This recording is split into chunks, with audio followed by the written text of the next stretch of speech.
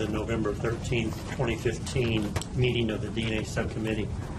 I'm Dwight Adams, and joining me are committee members Drs. Beaver, Eastman, Buell, Batcher, Sozer, and Kidd. Welcome to this meeting. You've all received a draft agenda for today's meeting. Do I have a motion that we approve this agenda? So moved. Second. Thank you. It's been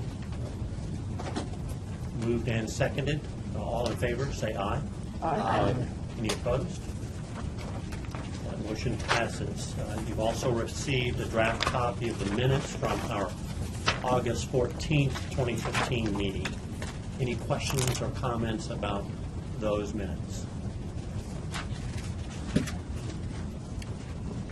There are none. Do I have a motion to approve those minutes? Motion. Dr. Batzer? Second. Second. Dr. Buell? Thank you. All in favor, say aye. Aye. Any opposed? That motion also passes.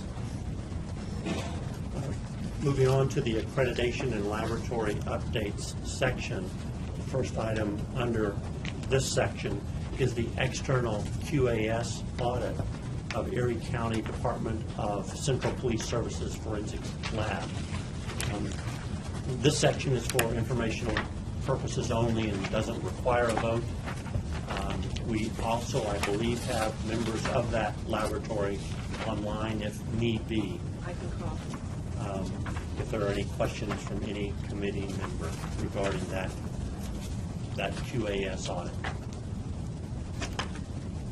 The only thing I had was just looking over the validation portion of that, and I noticed that STR mix wasn't discussed, and I thought they did an extensive validation of that. And I'm just curious. Do you want me to call John Simmons? Sure. Yeah.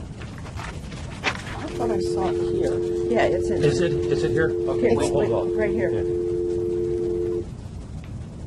Oh, there it is. It's Okay. not where you expect it to be. I thought it would be at the It's bottom. in Appendix It was at the C. top. Appendix C. Yeah. Yeah. Okay. Thank you. I have a question. You have a Want me to question? call me again, John? Well, yeah, I think he's going to have to.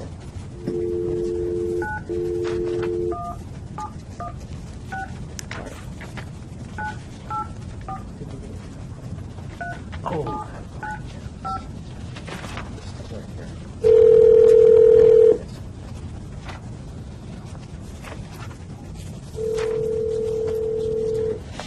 Allison, what page are you on? Is there a page number? It's the response to the DAB DAB audit. It's right before the green sheet. Okay, Yeah. okay. Oh. John? Hi, John. This is Kathy Levine. I had you on a conference call at the DNA Subcommittee. We, some of the subcommittee members have a question for you regarding your audit. Sure. Dr. Eastman? Hi, John. This is Allison. I have a question concerning your response to the DAB audit on the finding about the performance check. Yes. Did this go before the ENDIS Audit Review Board? It is currently pending, so I forwarded to NDIS, and it is currently before the Audit Review Board, so we're just waiting to see what their decision is. Do you have any idea when you will hear back from them? We only do this every 2 years, and, last time it took probably 2 or 3 months. I don't know if they sped up the process or not, so I really don't know, but I'm hoping to, it'll be sooner than later, but we'll see what their decision is, and of course we'll abide by it. But keep in mind that even though I get to officially do a performance check, every time you do a run, you're doing a performance check. So Right, by checking the rev ladder and the positive control, which is what the recommendation is. So we have to do it every time anyway, because you have to when you do a run. It's just, my contention is when all they're doing is running a diagnostics and copying values down of the various settings and saying that everything is within spec. They don't make any modifications to the instrument. I don't think they require the performance check. So we'll do a good decision. Thanks. Other questions? Okay, thank you, John. Okay. The next item is the notification from the OCME Department of Forensic Biology, and that their QA manager is now responsible for labs beyond forensic biology lab. And again, this is for informational purposes only. No vote is required. Any questions or comments related to this notification?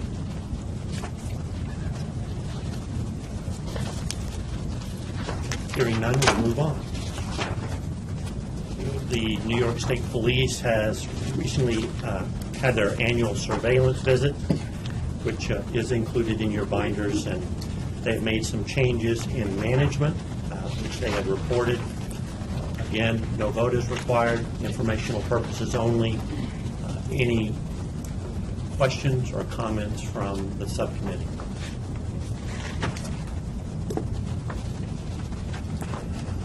Just have a question. It's not specific to this. It's again about, I asked this, I think, maybe two meetings ago. I'm looking at Suffolk County's surveillance, and there's this big, long review of performance declaration that has all these bulleted things on it. Yet on the New York State Police's, it says submission of a performance declaration was not required. Is there some kind of cycle where you have to submit one, or is it voluntary, or what? When is it required to provide one? And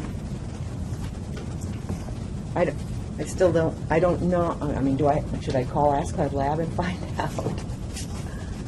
Well, this was a QAS, right? Yeah. I mean, I don't understand. I mean, here is a very extensive performance declaration on Suffolk County, and there's nothing here on New York State Police.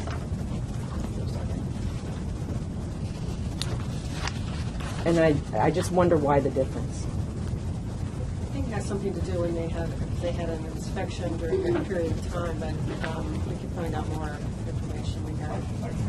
Yeah.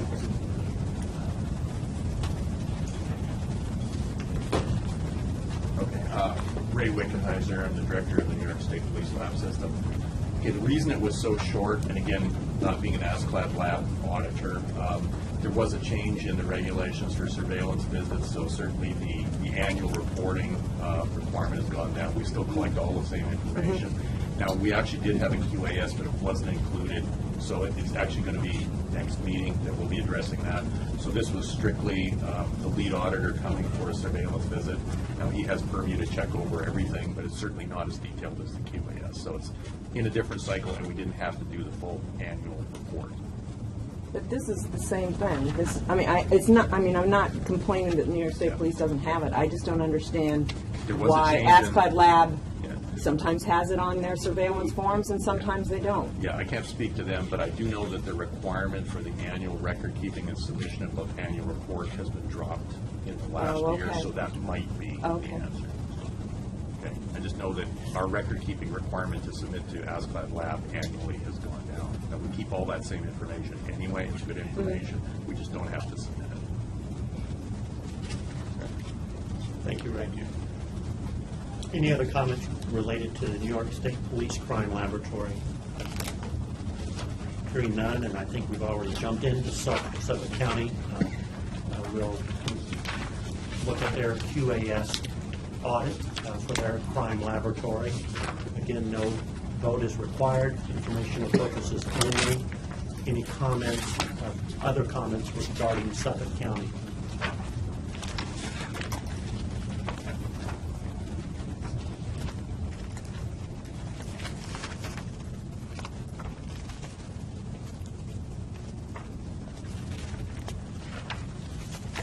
I want to make sure you have time to ask any before I move on.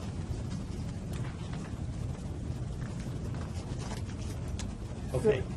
Go ahead. Just a quick question. Teresa. I mean, are you on schedule for your mixture interpretation? I'm sorry? Are you on schedule for your mixture interpretation Yes. guidelines coming up? Yes, we are. That's all I want to ask. Next, the Westchester County Department of Labs and Research Division of Forensic Sciences also had an external QAS audit. No votes required.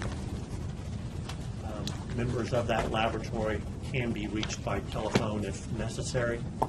Any questions or concerns about Westchester County?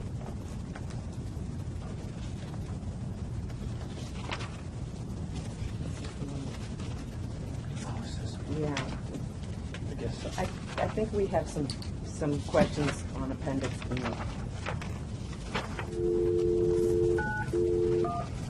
Did you say appendix B? Appendix E? E.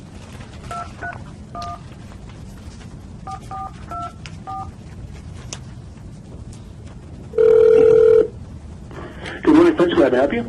Hi, Bob. This is Kathy Levine at the DNA Subcommittee. Hi, Kathy. How you doing? Let me put you on speaker. You're on speaker. Hi, we have Elaine Schwartz, the DNA technical leader, here with us, and Dave Sampietro, one of our forensic specialists. Hi, Bob. This is Allison. I have a question. We're on Appendix E that has a lot of stuff on it. Sorry, say that again. We kind of got disconnected. What did you say? Appendix E of your QAS audit. Appendix E? E, the validations. Yeah. A question about assessment of RT equals 0 values approved by the technical leader.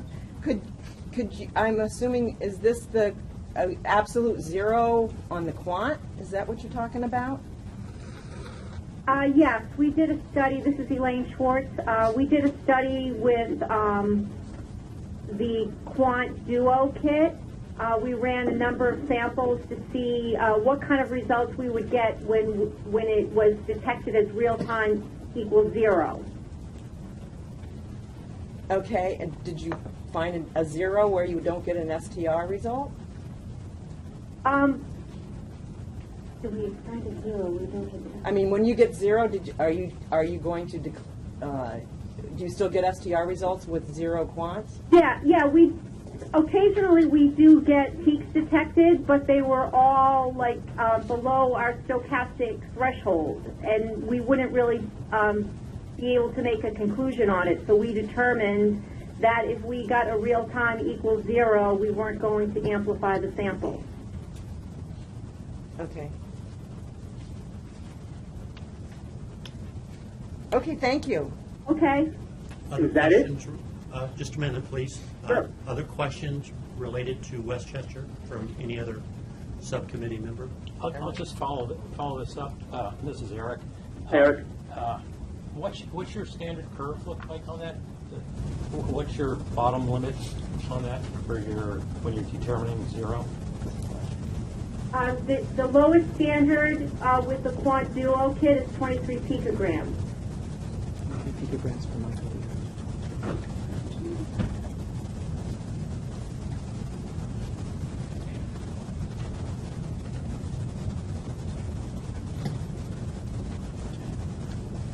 I'm processing. Okay. So that would be. So if you had something around 20 picograms and you took that and you got a 0, what happens, I guess?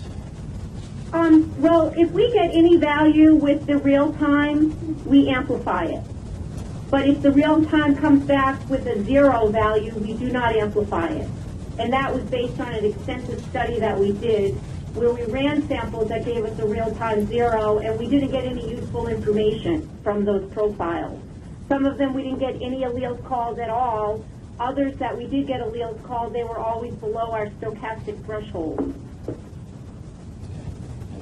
It wasn't really any useful information when we got a real-time 0 value from our real time. Yeah, I'm not critical. I'm just. I like it that you can draw a line in the sand to make some decisions. What's your purification process? How do you clean up your samples? Well, we have a couple of different extraction robots. We have the Automate Express from Applied Biosystems, and we also have the Kaya Symphony from Kyogen. What STR chemistry are you using? We use an Identifiler Plus.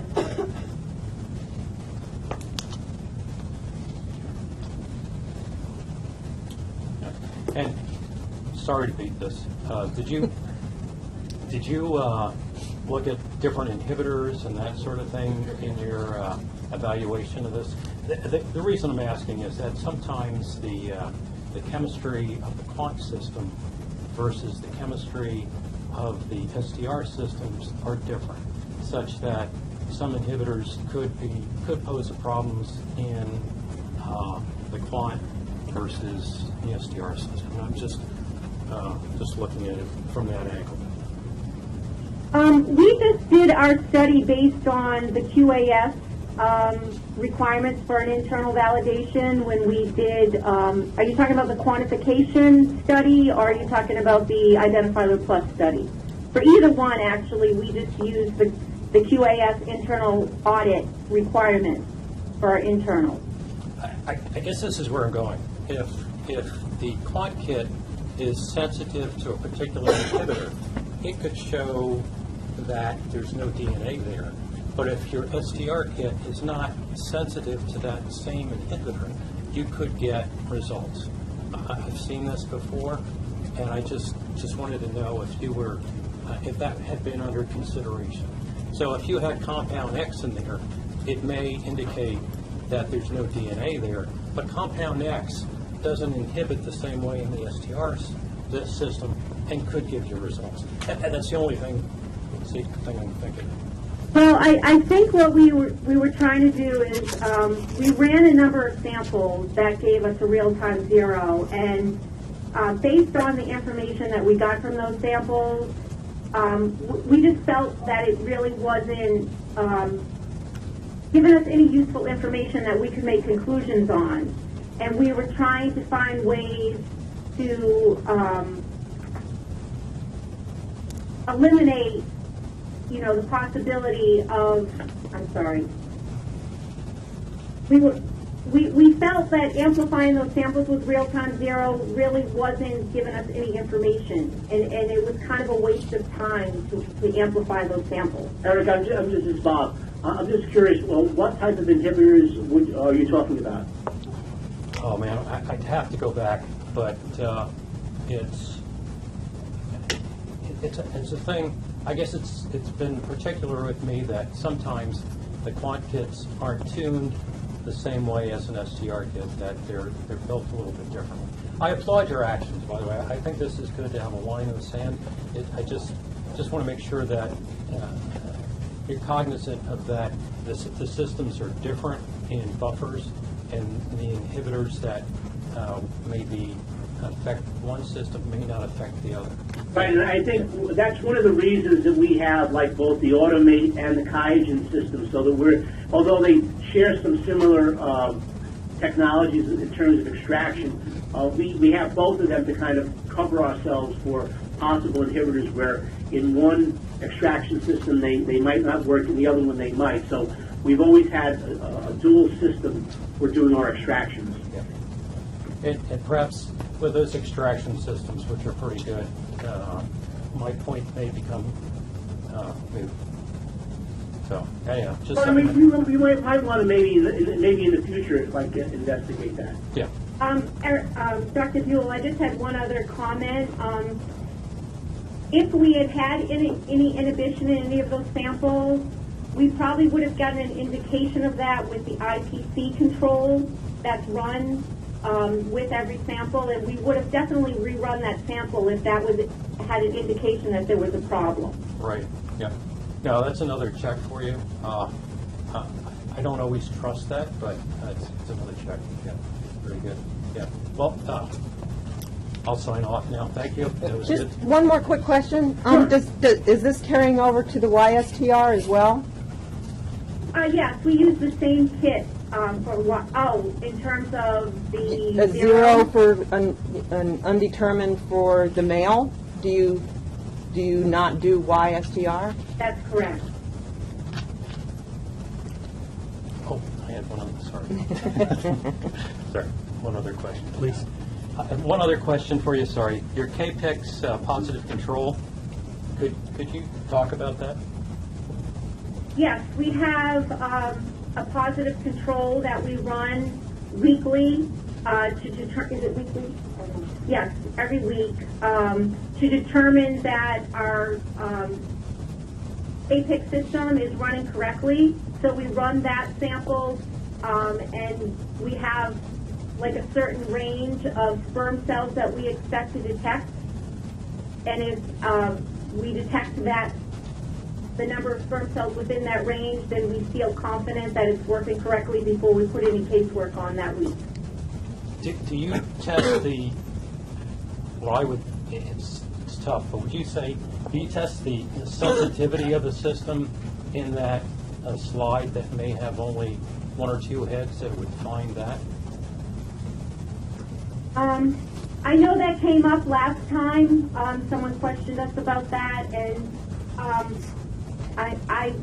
I brought it up. I'm not sure if we ended up making a second slide that would just have a few sperm cells. I'm having somebody check on that right now. Right now, our KPIX has been down for a while. We're having some issues with the motors. So right now, we're doing it all regular microscopes the way we've done it in the past. Yeah. Yeah, we actually haven't used the KPIX in about 3 or 4 months. Oh, that's too bad. Yeah. Hey, it's just an idea. Yeah. Other questions for Westchester?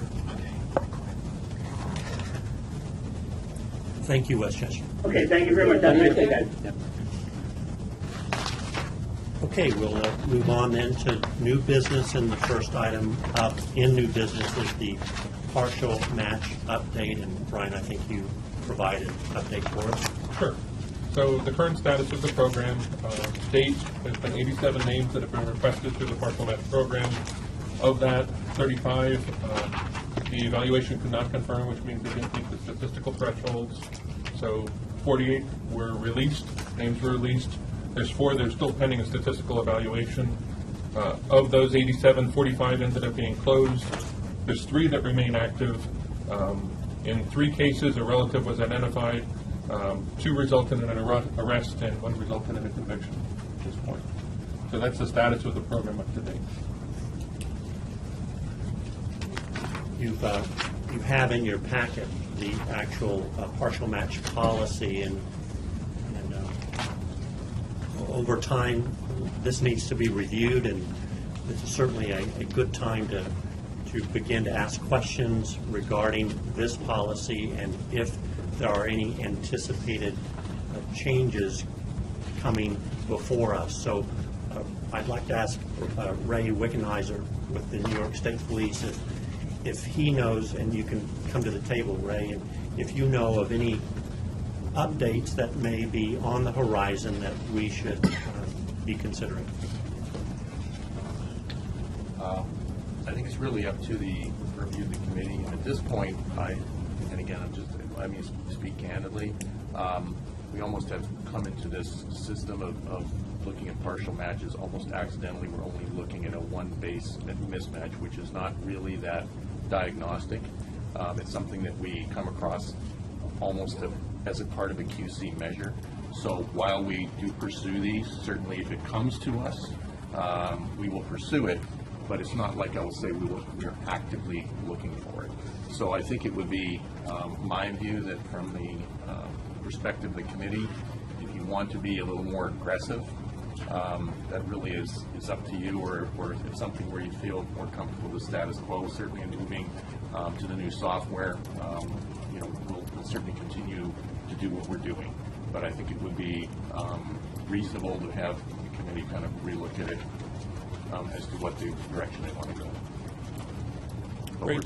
Excuse me, did you have suggestions about unknown human remains or about adding that to the potential list? Certainly, and thank you for that point.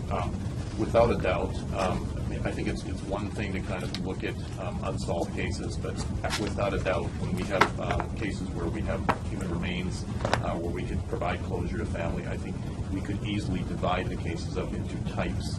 And certainly, I would fully support in the cases of human remains where that is the nature of what we're going to be doing. Quite often, you don't have known samples, but you have next of kin who provide samples.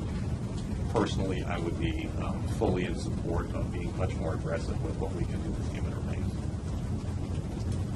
What are you proposing, Ray? That the relatives of, So would the with, relatives come forward and have their profiles searched against some database? well, what we have now, if you have an unknown, we're somewhat limited into how we can search that. So it's really just a matter of looking at what we are permitted to do with different sample types. You want to search unknown remains against CODIS? We could do that if permitted. I think in the past what's happened with the partial match program is that the same mechanism that a partial match comes forward. And for the layperson, it's like if you're walking down the beach and a fish washes up, that's the equivalent of partial match versus familial searching, where you're putting on the wetsuit, getting the spear gun, and going into the water looking for the fish. So under that same mechanism, instead of just criminal cases, to do unknown human remains, to see that not by actively searching, but if a case comes up with a substantial similarity between an unknown human remain and someone's in the data bank, that you can use that to effect an identification. Does that make sense? Well, I think there are a lot of firewalls that have to be considered. The RCMP in Canada is looking at this issue with a steady eye towards their Charter of Rights and Freedoms. Artie Eisenberg's group at the University of North Texas has a lot of experience with this. I don't think that decision could be made quickly by this subcommittee, because now you're talking about searching unidentified remains and possibly the relatives of those who are missing, crossing in and out of CODIS. No, I think, a few exclamation points come to mind there. yeah, I think maybe it's being misrepresented. So the idea is it wouldn't be, the data bank is what the data bank is. Those samples are in there. So what this would mean is any sample in New York State that the state police has as part of their unknown human remain database, they could then just look and see if there's a partial association with any person that's an offender that's known already. So this is not adding new samples, it's not adding victim samples, it's not adding known exemplars or anything like that. It's just, again, the same concept of walking down the beach. The fish swims up, it turns out to be substantial similarity between the unknown human remains and someone in the data bank existingly. So what if the missing person is an identical twin and he's dead, obviously? His remains are found by the hiker in the Catskills, and he's a match to 5 unsolved rapes, and you know his co-twin is walking about the streets of Rochester. See, in that case, we would have found that. We're talking about people that are close relatives. At this point, we're only looking at a single mismatch. When we're looking at partial matches, we only have the capability to do a single. Wait, you're now searching unidentified remains against unsolved crime? Okay, I think perhaps I'd have to go back and check on that. Oh, no. Just to be sure. This needs careful thought, that's all. That's Yeah, all I'll that just I can say at interject. this point. When we managed the human identification effort in Hurricane Katrina, the law allowed for the searching of the unidentified human remains against convicted offenders, and identifications were made. But that was set in place by law. In That was Louisiana. allowed in In Louisiana. That was Louisiana. allowed to be done. Right. We made IDs. So I see that in general as something that could be, if you have an unidentified human remains and they are a convicted offender, then you could make that identification. But now we're taking one step beyond that, and we're asking not only do we have any exact match for identification, do we have any partial match for potentially familial relationship? And does the law in New York allow for that? Not that I'm aware of right now. We'd have to look more carefully at it, but I don't think so.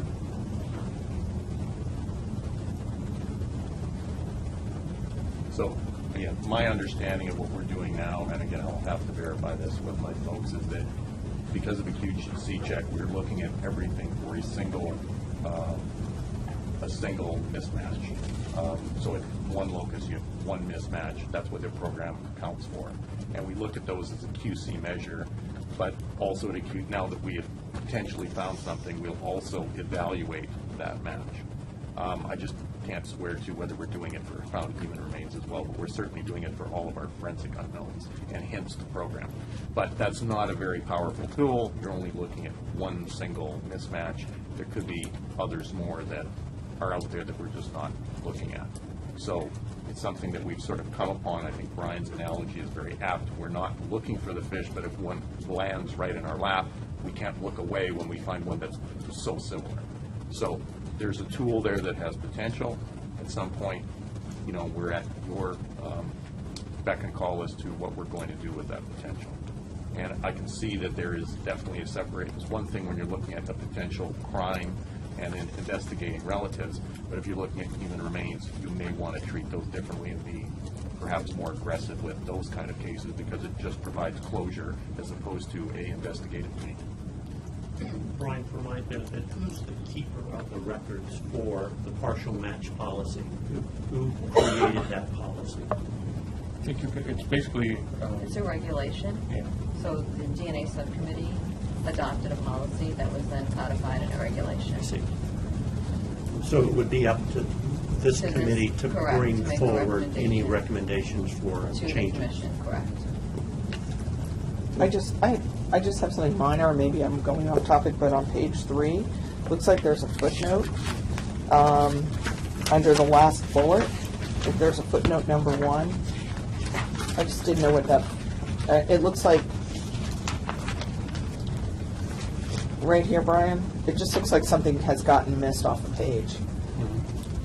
There's a footnote, but there's a number 1. It looks like it's a footnote. I see what you're saying, right? But there's no footnote in the document. I wonder if it got cut off. It looks like it, so I just wanted to point that out. Sorry, I didn't mean to derail the discussion. You're fine. I think one other thing that I think the state police is looking to do is currently the policy has the statistical evaluations done by the state police. And I think once the state police validates CODIS 7 software, it will then be possible for the local labs to do that calculation. So it won't necessarily need to go to the state police because the CODIS 7 software will be able to allow them to do those statistics. So I think, you know, that's one thing the state police is working on, and I believe they're going to be done with that in January. So it might be, it's up to you guys if you want to discuss additions to this, but it might be worth having one more talk about this at the next meeting, and also to see if you have any thoughts of things that you want to add or change to the existing policy. So you're asking to put in searching for missing persons into this document, is that? What, I'm just not following, I'm sorry. Is that a recommendation to do that? I think the state police was initially talking about the idea of using partial match as also a mechanism of identifying unknown human remains. Dr. Kidd? I have to plead ignorance because I don't actively do forensics. What's the policy in CODIS? You're searching against CODIS, and yet a lot of states are now collecting profiles on arrestees. Are those in CODIS? They're permitted to be on a state-by-state basis. Really, the CODIS tool, if you will, was really never developed to look at partial matches. We're all say familial searching. That said, when you've got all of that genetic data, you can see that there is that potential. Right. Now, states on a state-by-state basis have chosen which way they want to go, and probably the best example that I can field is California, who's decided that within their state they're going to be very aggressive, but they've also instituted a huge number of checks and balances that it's not just any kind of crime. They're only looking at certain major crimes, and the crime has to qualify under a lot of different measures before they then look at it. But when they do, they go through it extremely extensively. Then they do YSTR testings, and they've actually solved a major serial killer case by doing so. But it's a conscious effort by the policymakers of that state that they're going to go through those measures for those kinds of cases. I feel like we've come at it the other way almost because we've had this QC check kind of ahead of its time, that we've stumbled upon the potential for partial matches with only a single mismatch as opposed to much more rigorous looking at it. But again, it's just what direction does the state want to go in. You can certainly see for crimes that we come upon, we find something, it's incumbent on us to pursue that. Certainly, we see the single mismatch where you've got a lot of tremendous similarities. We have a tool where we can evaluate it. If it passes muster, we then pursue it. So I think we've got lots of justification for doing what we're doing. It's just if that's the direction we want to go in, it's fairly weak as tools go. So we've come at it almost by accident. But as Brian had said, that's for investigations. What about found human remains? Right. That I think we can be much more aggressive because there's really whose rights are you potentially, what threshold are you crossing where you're just trying to provide closure to victims, people with missing persons. But you're running against what's in CODIS. And Which is not potentially the intent, but the FBI has indicated on a state-by-state, it's up to us how we use the tool. It's legal to do it as long as the policy has been developed. California, very aggressive, lots of checks and balances. That direction has been done in other states, can be done, but again, it's something you want to do deliberately and make that choice. I appreciate your elaboration. Sure. My concern is that I was hearing before that this is would be a search against convicted felons, whereas CODIS includes, if I understood correctly now, a lot of individuals who were entered at arrest. They are not necessarily convicted of felons. Not in the state of New York, but in other states. We are strictly an arrestee state, a convicted. Right, We do not but have they're arrest. in the database. You would be searching against the national database. No. That's what I'm having. You would just be searching within the state, is that right? We can search, again, whatever the policy is, we can search.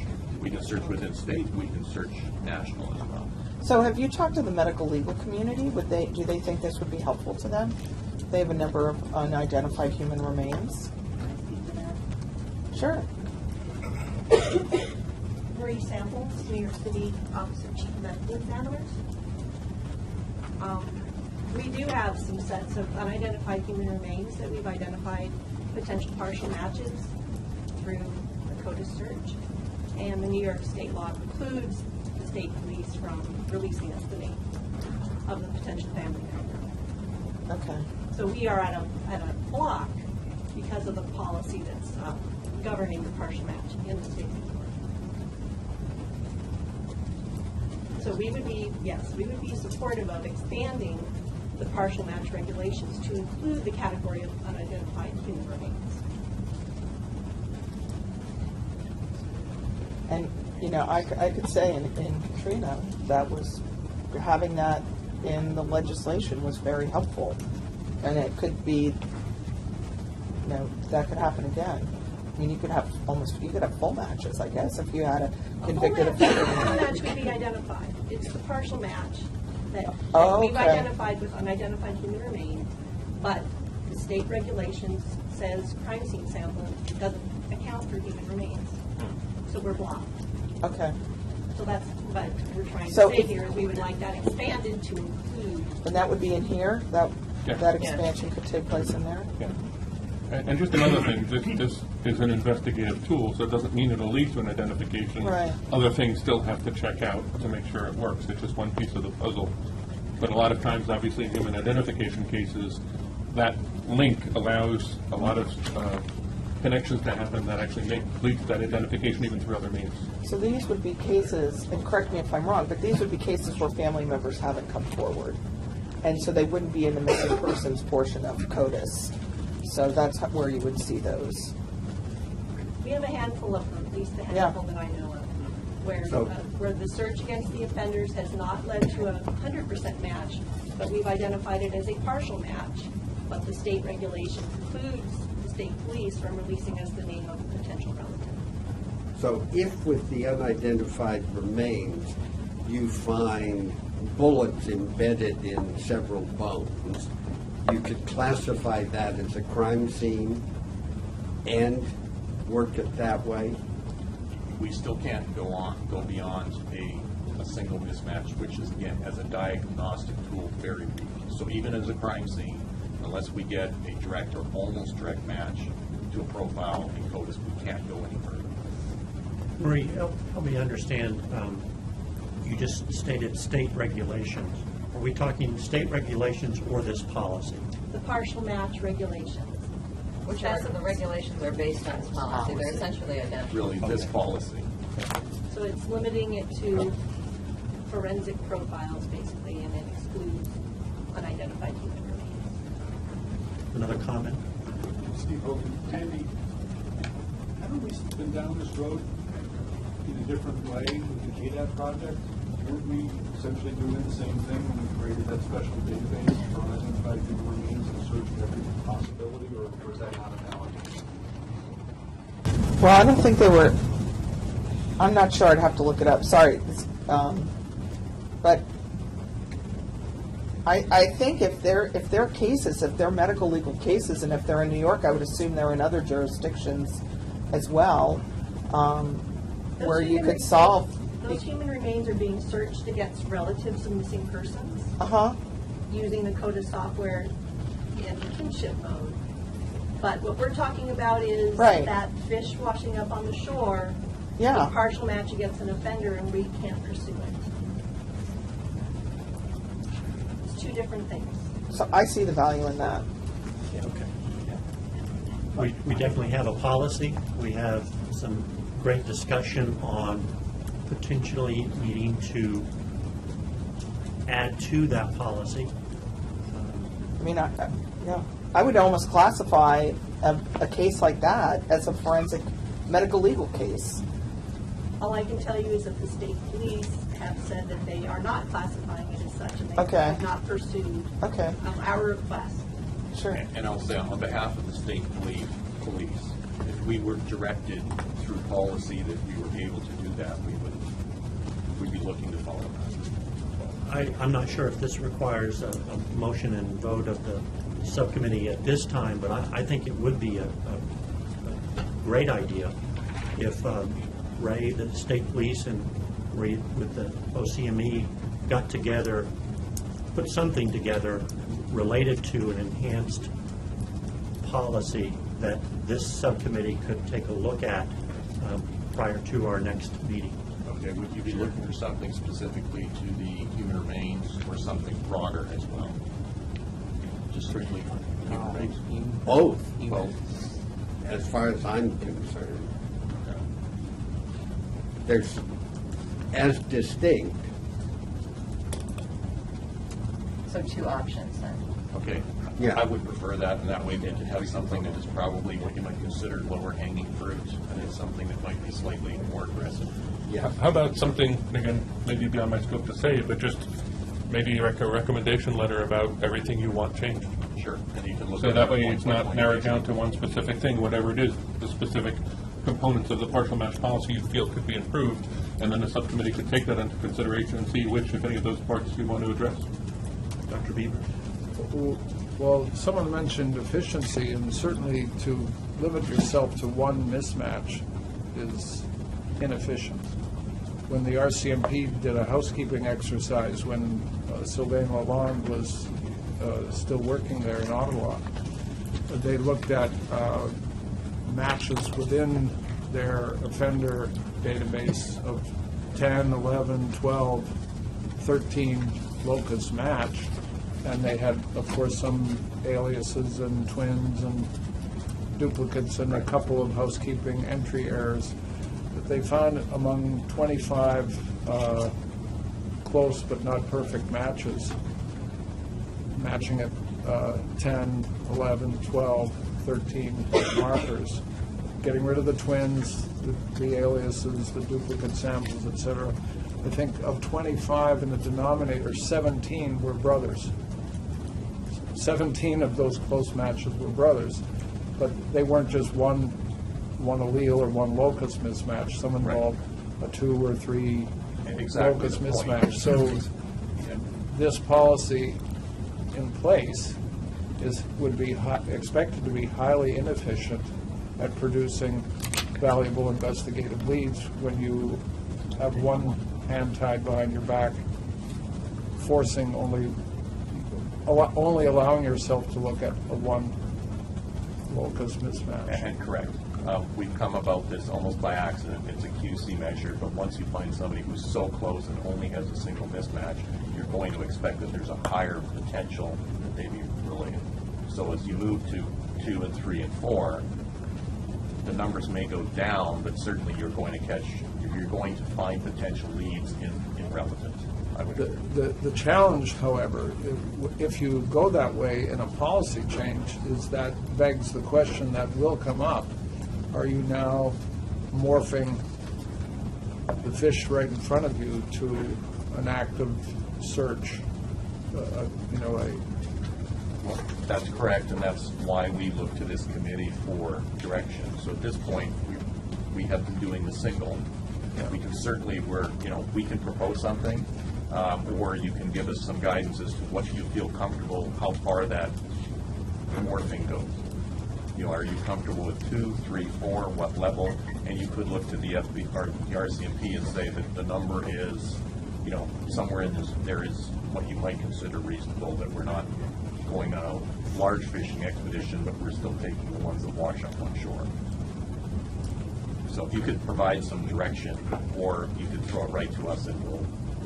Well, I believe we have thrown it right to you, Okay. Ray, take to that. come together at the next meeting, Sure. where we can discuss and look at some possibilities that the two of you come up with. Could I request one more thing for you to consider, Ray, and that is to consider engaging a privacy expert in this. I mean, in Canada, where I sit on a similar committee that is looking at this whole issue in Canada in the face of the National DNA Data Bank, they have a whole office of the Privacy Commissioner. It's a cabinet level position, and I will be unable and unwilling to vote on any change without input from the privacy aspect. Right. And I can say that right up I front. will say that what we would be looking to propose is something that is defendable, that has, I think, a balance where we're not looking for a lot of extra work that doesn't yield some meaningful results. So we would try to be looking for a defendable middle ground is what I would say. I don't think I understand what you're saying. We'd be looking for a defendable middle ground and say if you become so aggressive, now you have potential that you have a lot of folks that you might include theoretically who are not relatives. So we'd be looking for something where you get a high degree. Looking at, say, if RCMP has done studies where they can say, here's reasonably, how many mismatches are you willing to pursue and evaluate? So there's got to be other folks like the RCMP who've already done this study, so that'd be something where we rely on taking your lead and also... No, it's not a matter of what the RCMP has studies. It's a matter of what privacy issues there are for the citizens of the great state of New York. So again, I can't assess this without input from privacy experts who live and work in New York State. We don't have that kind of thing, Fred. We have little bits and pieces of it, but we don't have a sub-cabinet level privacy law or anything comparable to what Canada has. So if we can find some substitute, there are definitely state employees that look at privacy of various types. For example, a lot of work is done with respect to computer privacy relative to intelligence collection. There is no privacy committee that fits what they're looking for, nothing analogous to what they have up in Ottawa. So you're waiting for something that doesn't exist, but privacy concerns and people could be heard that would be able to add value. Anything that this subcommittee does will eventually go to the commission. And there are people on that commission who might want to have input at this early stage rather than at the end.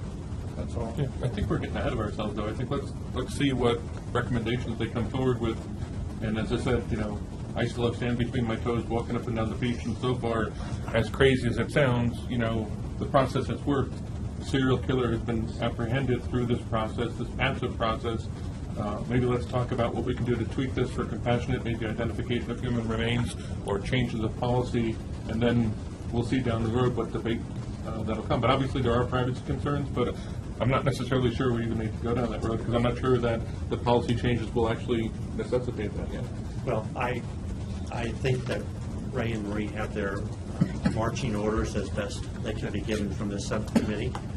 I do fully appreciate Dr. Bieber's input and concern and welcome it, and I think it's very important, and whether it's considered in your recommendations or considered post recommendations, but pre any vote by this subcommittee, we will make sure that that happens. Can I just ask, you brought up, in doing this, are there easier ways? So I really see the value of the identification of human remains, and from a number of different angles.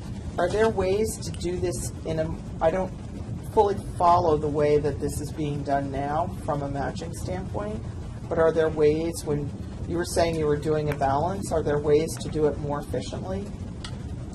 No, when I say a balance, it's just a matter of how much of a mismatch are you going to then put into a tool to evaluate the strength of that. Okay. The larger the database, the more Sure. you pull in that are not likely to be relative. So there's things we can do, perhaps tiering it into more local search. There's things that you can do to perhaps enhance that. But until we give it some thought, I think we've got a reasonable direction that we can come up with some proposals and then ultimately put it to you for the vetting and the determination of what direction you want to go. Thank you. Excellent discussion, and I think we have a plan to look at it further.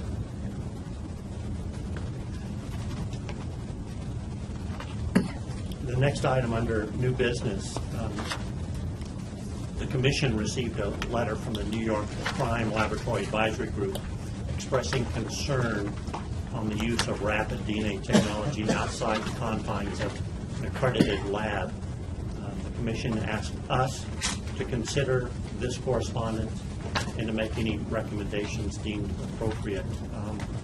So at this point, I would open it up to any discussion that you may want to have on this letter and the use of rapid DNA technology in a non-accredited setting.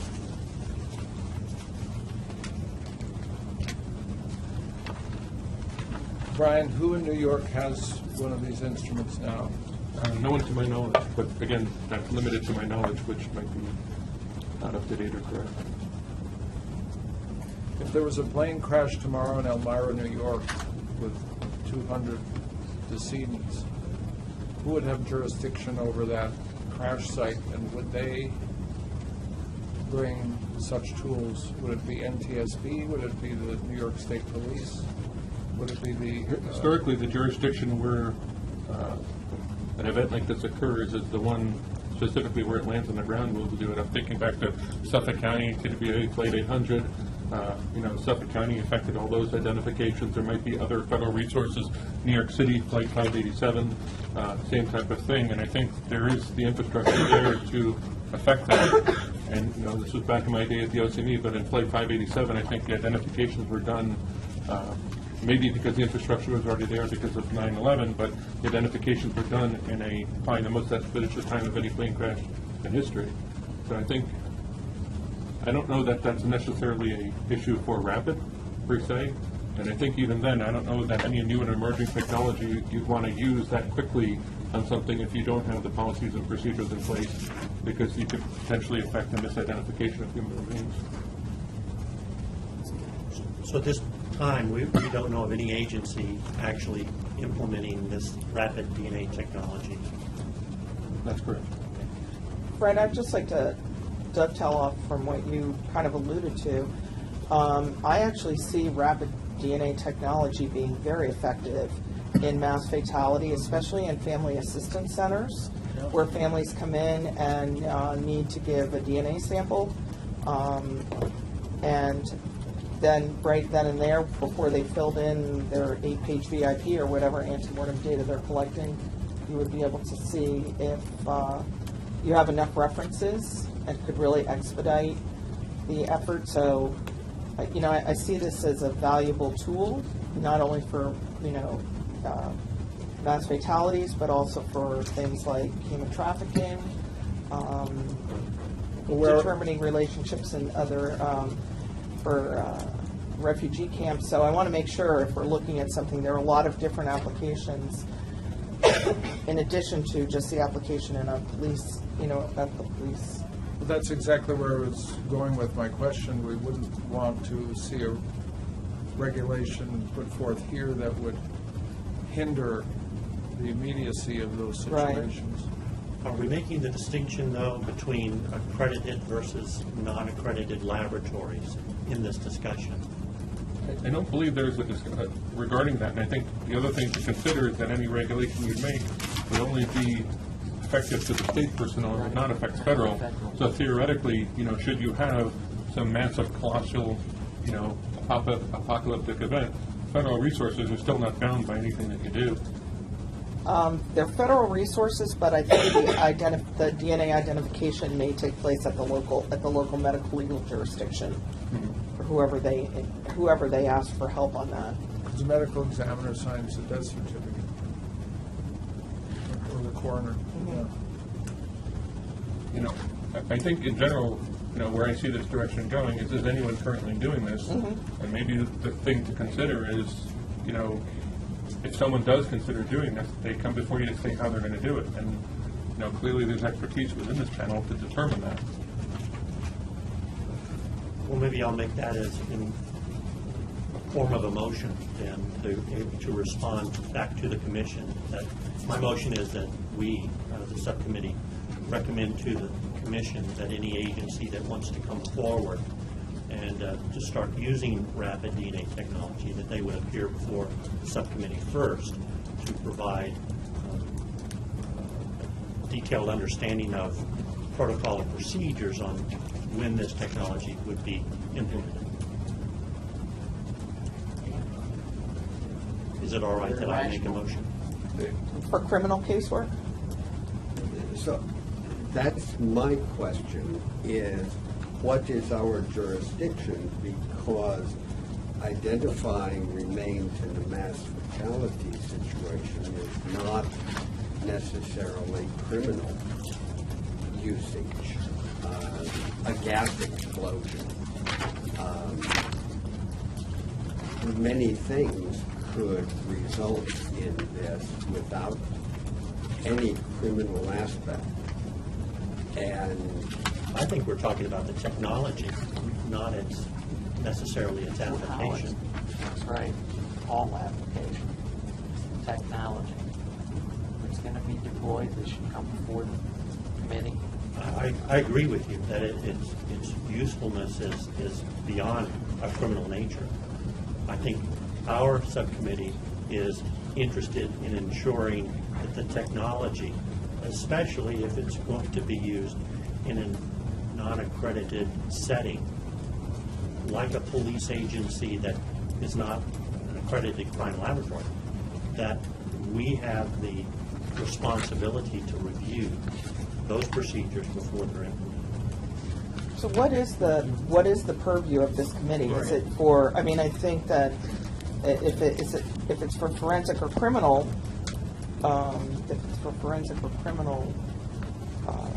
aspects, that's one thing.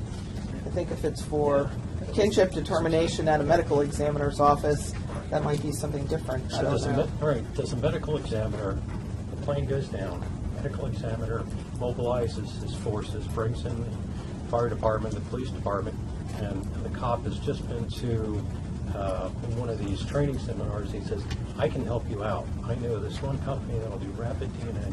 They bring a rapid DNA in and start doing that. Are they required to come before us to talk about this? Are they required? They're doing DNA. I don't know. They're not a forensic laboratory. They've got the equipment. They figure they know what they want to do with this. Are they required to come before us? They've got a scene that's an emergency. They're going to do it. They probably won't come before us, right?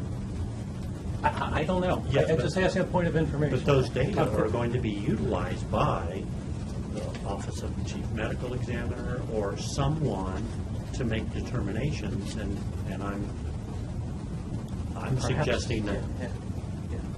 that this subcommittee does have purview over the technology that goes through that pipeline. May not go through that pipeline. Yeah, I mean, their pipeline may be a small pool of individuals that are relatives that they collect and they analyze right there. I just wonder if somebody like this could do it, you know? I guess my concern would be timing on something like that. You know, we meet we meet so infrequently that if something like that happened, that would be, for a mass fatality, that would be my concern. Okay. If there could be something that would preclude that, so if someone said, like the OCME in New York, I don't know, I know that they've looked at rapid DNA. If they said, we would like to use this, do they have to wait until we meet again? That would, Well, there is a motion on the table. There has not been a seconded.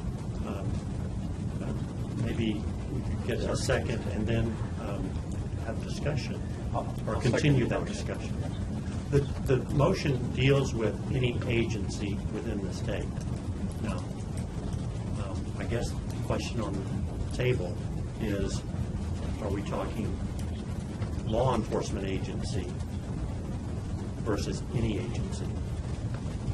Yeah, I don't know what we have authority over. Certainly, private state laboratories that are doing it, but is a PD with a rapid instrument and determined to be a state laboratory DNA? Perhaps so.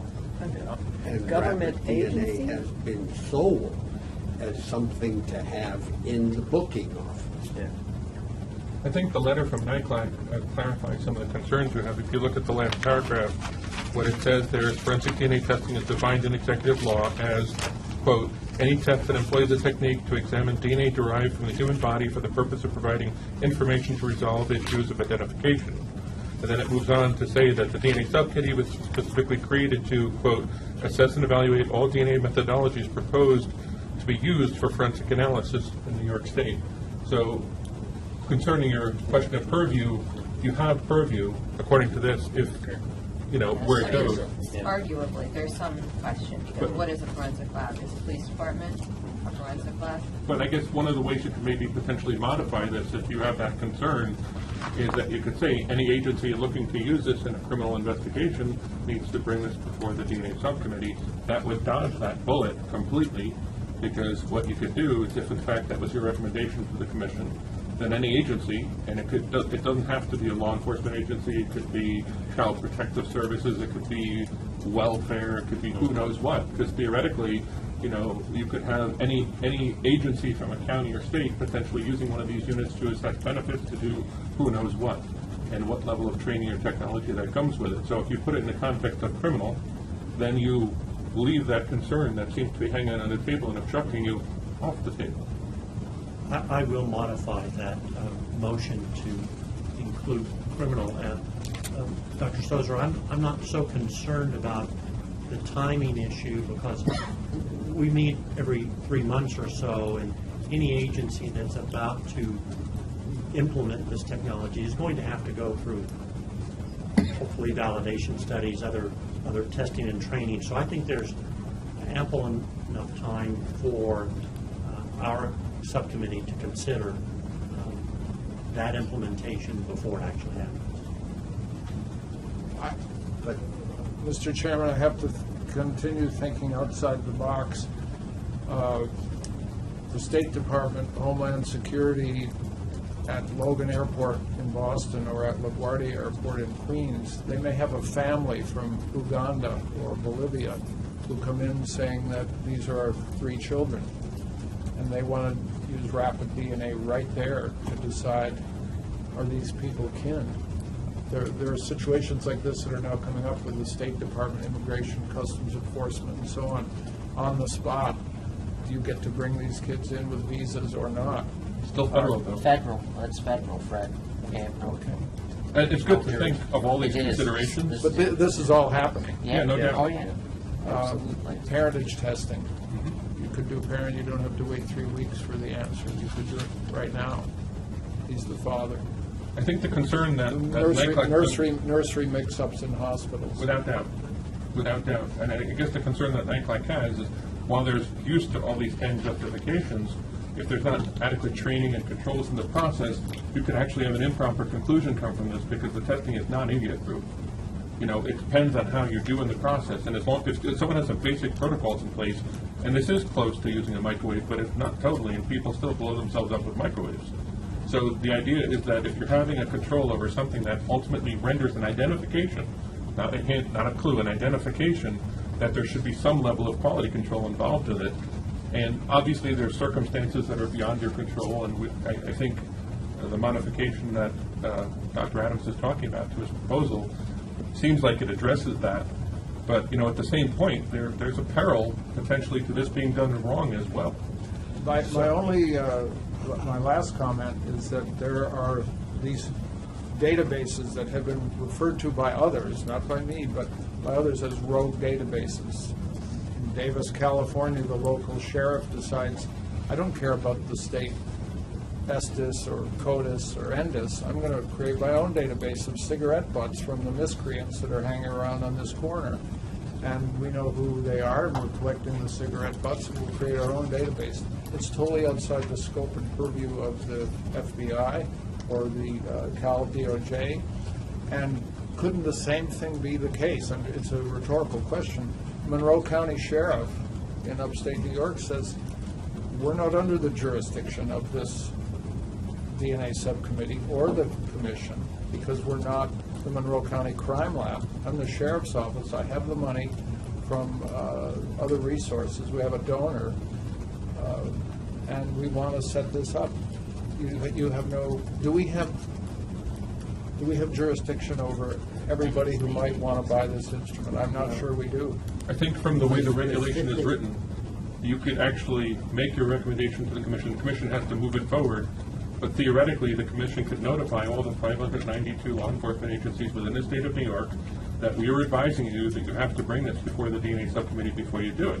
If they don't do it, you know, is there an enforcement mechanism we can see? But I think at least at this point, to a degree, you'd be doing a benefit. Because I know of a police department locally where the police chief was just at the commissioner was just at the International Chiefs of Police Symposium, and he got a nice little promo from Intergenics that basically said, buy my unit, and he wanted to buy the unit. So he's going to buy the unit.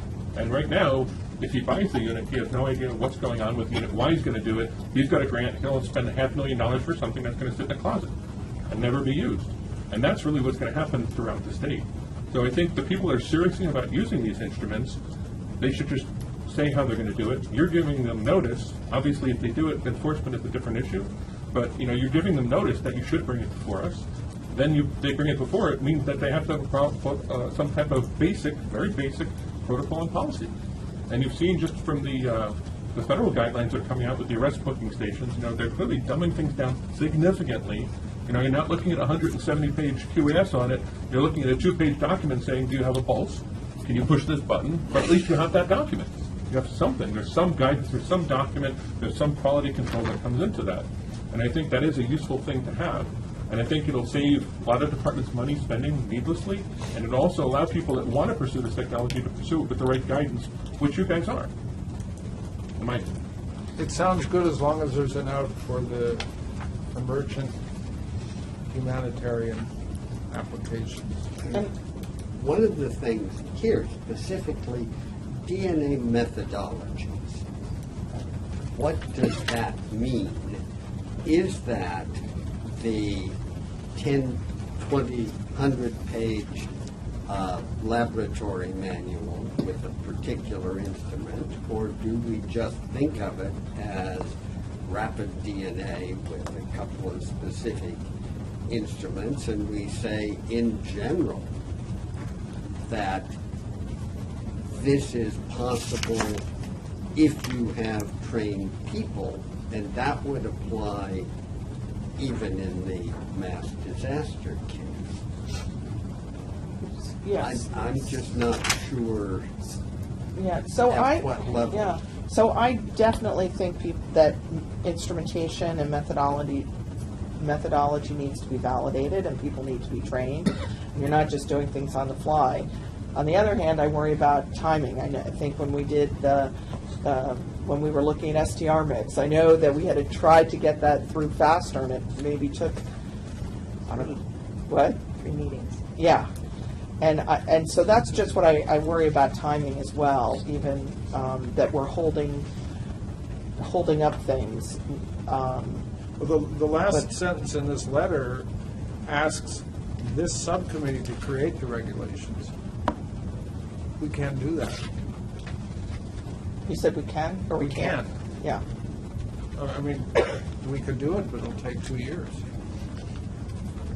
It seems like Dr. Adams' suggestion of, let's see if you have one first, and if you have one, then we can see if what you do might be a better approach than actually, you don't have to do exactly what NICLAC requests, but it seems like to create those regulations when you don't even know if someone's doing this stuff yet, seems like not the most efficient use of your time.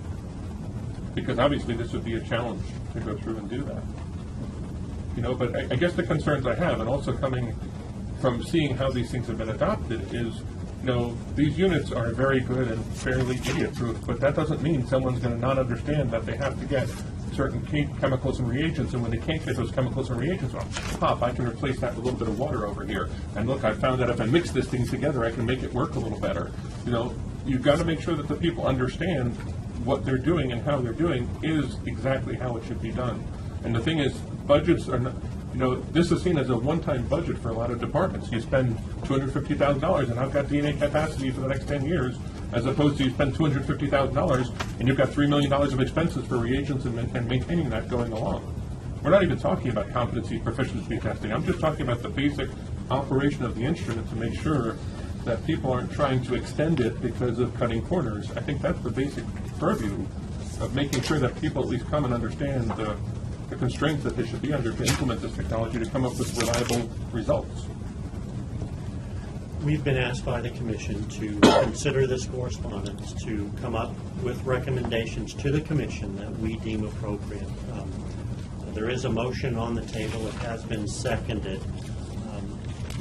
I would like at this time to go ahead and deal with that motion that's on the table and ask, are you in favor of this motion? All in favor? Can we read the motion? Read the motion as you modify it. I will, yes, I will. My motion is that this DNA subcommittee recommend to the Commission that any agency within the state, and we're talking criminal agencies within the state that seek to start using rapid DNA technology should appear before the subcommittee to detail a plan on how they plan to implement that technology. With the criminal agency explicit. Yeah. Maybe just a suggestion, again, beyond my purview, but maybe not to specify the agency, but any agency utilizing this technology for criminal investigations, because then what happens is it's not the agency, but it's the purpose. Right. So that way it doesn't It was that fill timeline out. I was talking about. Yeah. If you agree. All in favor, say aye. Aye. All opposed? Hearing none.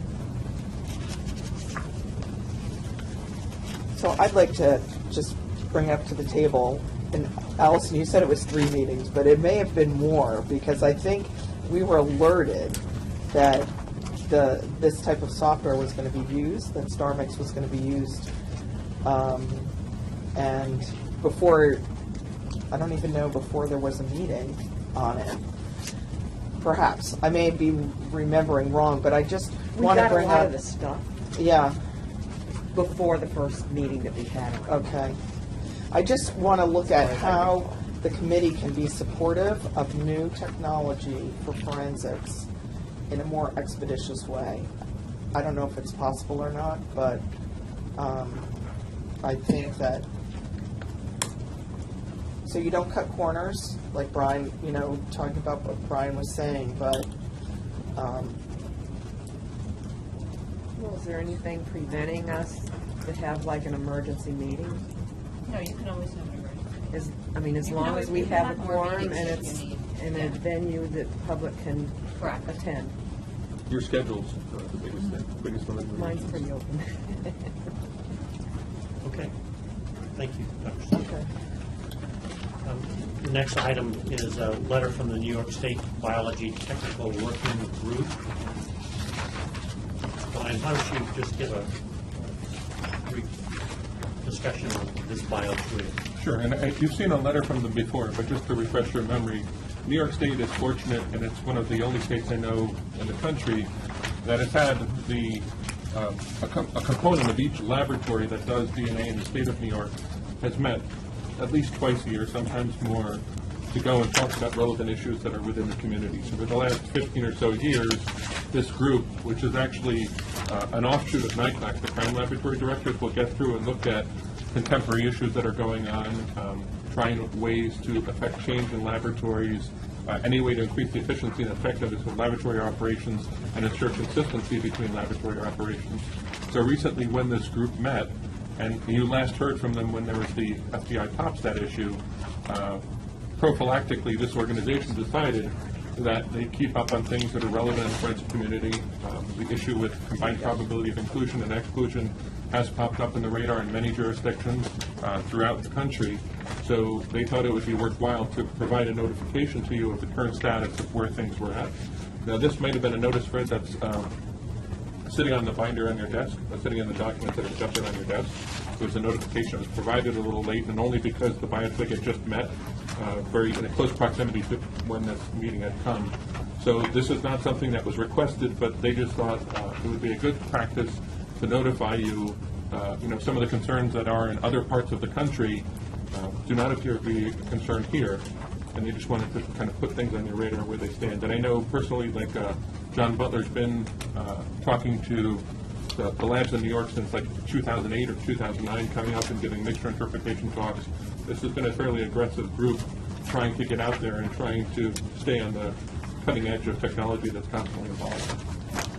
So that's just a backdrop to what this group is. And again, I'm not sure if there's necessarily a need for this letter, but they felt the need at their last meeting to come forward and just let you know, at least at this point, that the labs that in fact are using this technology have been in compliance, not compliance is the right word, the SWGDAM guidelines are guidelines, they're not standards for accreditation, but the labs that actually do use this technology within New York are using it within the confines of the guidelines recommended by the 2010 SWGDAM.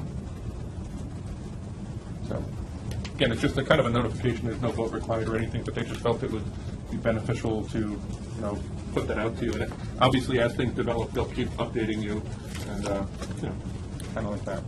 So we have the two co-chairs who wrote this. We could invite them for any additional comment if they want. Or do you have questions? Any questions for the BioTwig? Would you like to add anything? Pretty well stated. Yeah, okay. Do you have a timeline when you think things are going to happen? Or? In terms of moving toward probabilistic. Yes, yeah. All the labs have either purchased or are in the process of purchasing, is my understanding from last meeting. So as far as when it's going to be implemented, it will be yes. I think the different labs within the state are in different places. They're all aggressively moving toward them, very aggressively. So Erie County is online right now, as you know. I think Onondaga is not far behind. They'll be coming up fairly short. After that, I think almost all the other labs are moving towards some form of probabilistic system that they can have. Can I just ask a question? How do the people in the laboratory feel? Do they feel comfortable with this software? Do they feel like they understand how it works and they'll feel comfortable using it? Just while they're getting seated, I can tell you anecdotally what I've heard from the people at Erie County and the people from Onondaga County. They feel very comfortable with it. I know the training that ESR provides has been very exhaustive. Right. DCGS recently hosted the United States Army come up and give a mixture interpretation training, And I've noticed that the people that have been through the ESR training, for them, it was kind of like this whole week of very intensive, comprehensive DNA mixture training was like essentially what they've already had, and they felt comfortable with it. I think the people that haven't had it yet kind of had sort of an epiphany. So I think the training that comes with a lot of these programs is fairly comprehensive, and the analysts themselves understand what's happening under the hood. But, you know, that's just from those two anecdotal experiences I have. I don't know if you guys have any other thoughts on that. Yeah, we did extensive studies with Trulio, and we had training in Trulio. It is not online in our laboratory.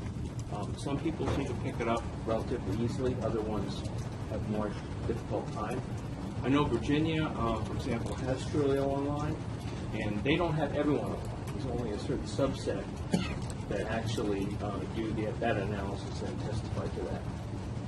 So, again, we haven't implemented it, so I would certainly expect the analysts to completely understand, you know, what they're doing, what the program does, in order to be able to testify to that.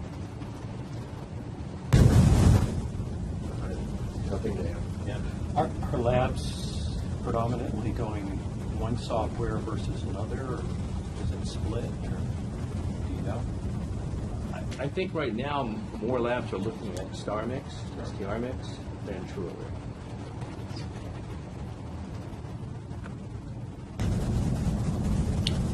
Other comments? Thank you, gentlemen. Thank you. We'll now move to laboratory disclosures. First up is the document you have regarding Nassau County Division of Forensic Services. Again, no votes required. We have members of that lab present, I believe. If there are any questions.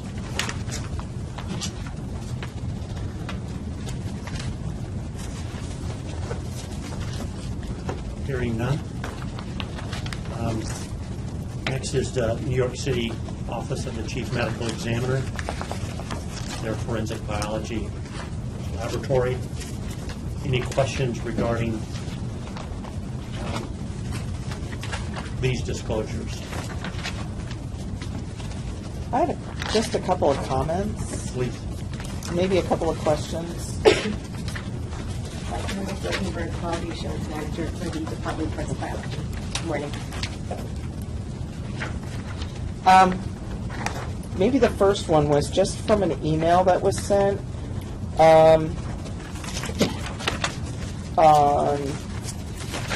It could have started earlier. Just looking at the subject of the email, it's from Anna Yoder to Luis Vargas at the OCME, and the subject was incorrect DNA results. And it's on page kind of after the root cause analysis. There's a section of emails, and then there's a second section of emails. I don't believe that I have that string of emails that I I don't know where it came from, but I just don't know if there was an incorrect DNA result, if that's the right subject on that. So I do have this, but yeah, okay. Yeah, I just wanted to point that out. So, you're right. We don't Okay. know that it is incorrect, but we can't guarantee that it is correct because we did not validate this particular scenario within the FST. So that kind of leads into the next comment that I had, and it looks like you did a really thorough root cause analysis, so I commend you on that. But when I was reading it, just as an outsider, and I'm kind of, I had a couple questions, and I think I might have answered it, like, and it's all based on, Eric, kind of what you brought up before, the quantitation of DNA. So if you're at 9.25, is that really less than 20?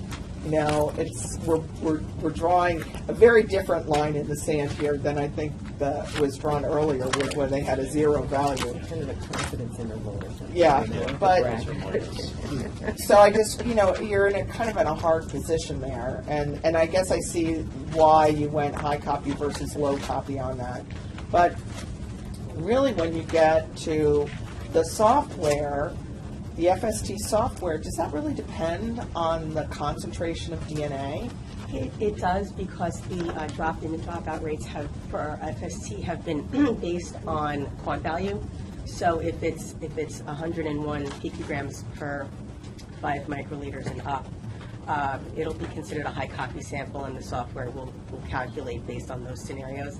And if it's 100 picograms per 5 microliters or less, it'll calculate based on that as a low copy number scenario. Yeah.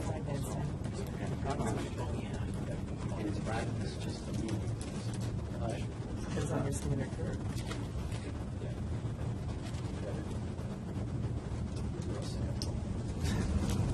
Okay.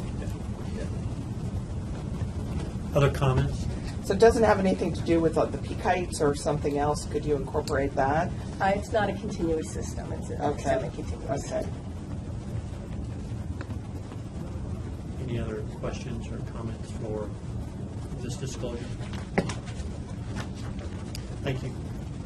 Moving on to the New York State Police and the corrective action and need to closure with ASCLD Lab. Any comments regarding that disclosure?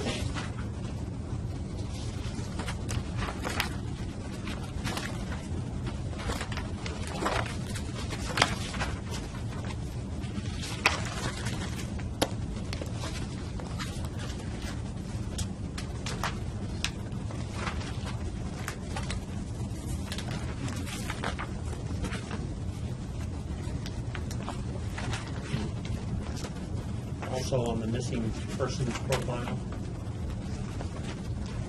DNA hit, delay, and the DNA missing profile. Any comments? Hearing none, we'll move on.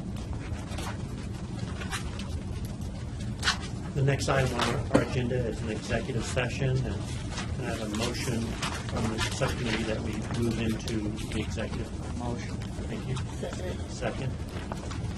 So at this time, if you're not a member of this DNA subcommittee or staff, I would ask you to leave, please.